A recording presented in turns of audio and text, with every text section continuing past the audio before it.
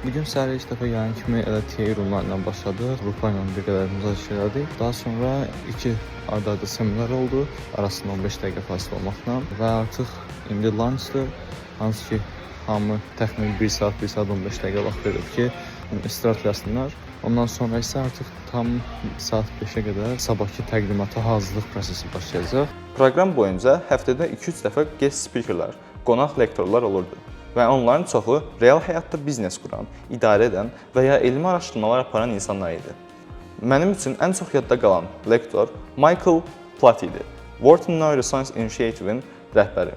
O, neyroelmlə biznesin necə birləşdiyini izah etdi. Onun öyrəndiklərindən məni ən çox təsirləndirən hissə odur ki, artıq biznesdə atılan hər addımın arxasında elmi əsaslar durmalıdır. Bu isə mənim baxışımı kökündən dəyişdi.